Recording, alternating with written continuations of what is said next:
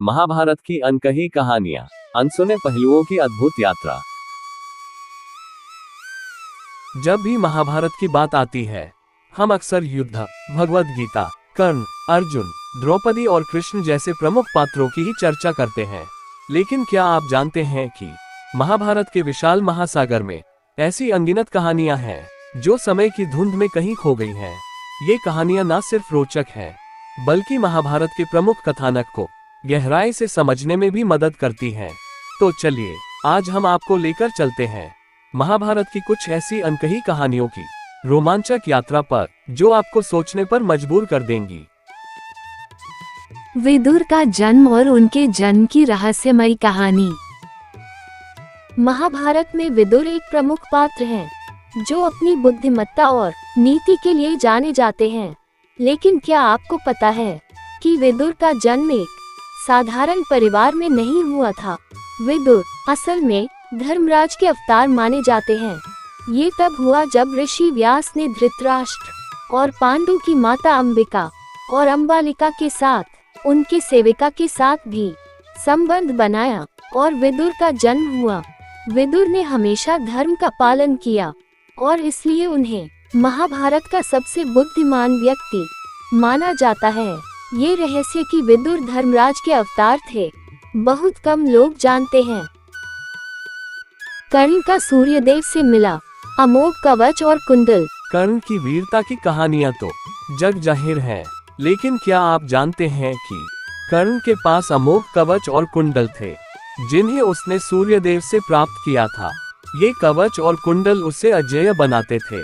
कर्ण का ये कवच इतना शक्तिशाली था कि कोई भी अस्त्र शस्त्र उसे भेद नहीं सकता था। जब इंद्रदेव ने अर्जुन की रक्षा के लिए कर्ण से यह कवच और कुंडल मांग लिए, तो कर्ण ने उन्हें बिना किसी द्वंद्व के दे दिया।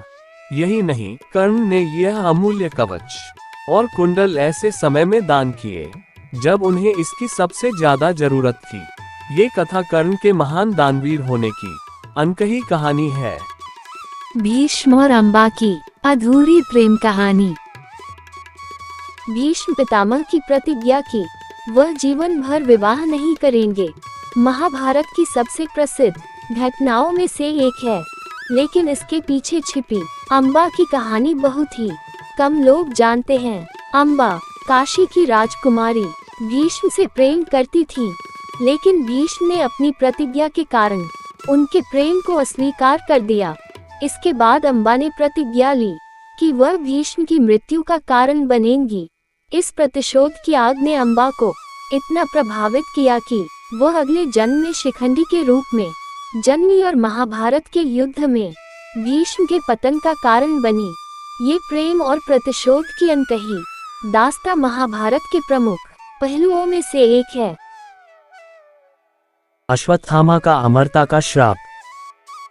महाभारत के युद्ध के अंतिम दिनों में जब अश्वत्थामा ने द्रौपदी के 5 पुत्रों की हत्या कर दी, तब श्री कृष्ण ने उन्हें अमरता का श्राप दिया। ये श्राप था कि अश्वत्थामा सदियों तक पृथ्वी पर भटकते रहेंगे। अपने घावों के साथ उन्हें शांति और मोक्ष कभी प्राप्त नहीं होगा। किंवदंतियों के अनुसार अश्वत्थामा आज भी जीवित हैं और अपनी अमरता के बोझ तले जी रहे हैं। कई लोग दावा करते हैं कि उन्होंने अश्वत्थामा को आधुनिक समय में देखा है, लेकिन यह महज एक रहस्य ही बना हुआ है। ये कहानी महाभारत की उन अनकही कहानियों में से एक है, जो आज भी लोगों के मन में कौतूहल जगाती है। भीम और हनुमान का मिलन। भीम का हनुमान से मिलना एक अद्भुत और अनसुनी घटना है। एक बार वनवास के दौरान भीम जंगल में गंधमादन पर्वत की ओर जा रहे थे। तभी रास्ते में उन्हें एक बूढ़ा बंदर मिला, जिसकी पूंछ रास्ते में थी। भीम ने उसे हटाने के लिए कहा, लेकिन वह बूढ़ा बंदर अपनी पूंछ नहीं हटा सका। भीम ने खुद पूंछ उठाने की कोशिश की, लेकिन असफल रहे। तब उस बूढ़े बंदर ने अपना असली रूप प्रकट किया और बताया कि वह कोई और नहीं, बल्कि स्वयं भगवान हनुमान है। ये घटना न केवल भीम के लिए एक बड़ी सीख थी, बल्कि महाभारत की उन अनकही घटनाओं में से एक है, जो कम लोग जानते हैं। गांधारी की शक्ति और श्राप। गांधारी का चरित्र हमेशा त्याग, धैर्य और संयम का प्रतीक माना जाता है, लेकिन उनके अंदर एक अनदेखी शक्ति भी थी।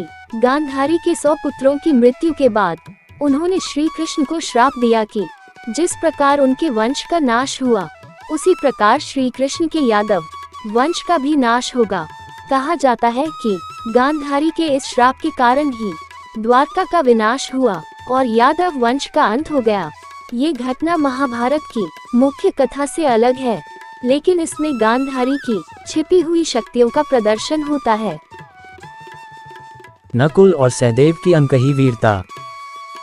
जब भी महाभारत के योद्धाओं की बात होती है तो नकुल और सहदेव का जिक्र अक्सर छूट जाता है, लेकिन नकुल और सहदेव की वीरता महाभारत के युद्ध में अद्वितीय थी।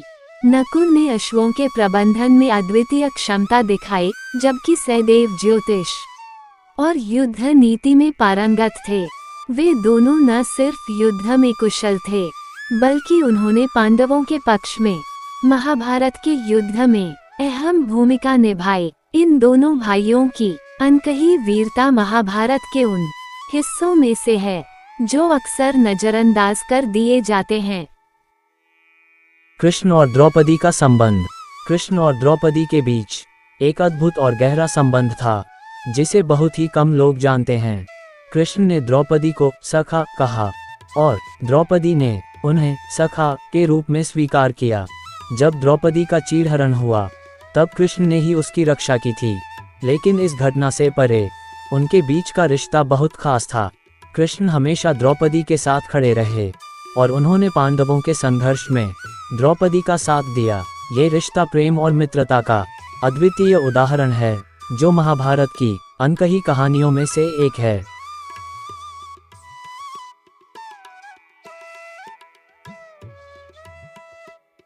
शकुनी की असली मंशा। महाभारत में शकुनी को हमेशा खलनायक के रूप में देखा जाता है, लेकिन क्या आप जानते हैं कि शकुनी के इस घातक खेल के पीछे एक गहरी मंशा थी। दरअसल शकुनी ने अपने पूरे परिवार की हत्या का बदला लेने के लिए कौरवों के विनाश की योजना बनाई थी। उनकी बहन गांधारी के साथ हुए अन्याय ने शकुनी को कौरवों के खिलाफ षड्यंत्र रचने के लिए प्रेरित किया। उनका असली उद्देश्य धृतराष्ट्र और उसके पुत्रों को विनाश की ओर धकेलना था, और अंततः उन्होंने अपने मकसद में सफलता भी पाई। शकुनी की यह मंशा और उनके इस घातक खेल की अनकही दास्तां महाभारत के प्रमुख रहस्यों में से एक है। द्रौपदी का असली नाम और पहचान। बहुत कम लोग जानते हैं कि द्रौपदी का असली नाम कृष्ण था, जो उनके सांवले रंग के कारण पड़ा था। द्रौपदी तो केवल उनके पिता द्रुपद से जुड़ा हुआ नाम था। उनका जन्म अग्नि से हुआ था और उनका जीवन भी संघर्ष और अग्नि की तरह ही तपता रहा। उनकी पहचान एक सशक्त महिला की थी, जिसने महाभारत के प्रमुख घटनाओं को प्रभावित किया।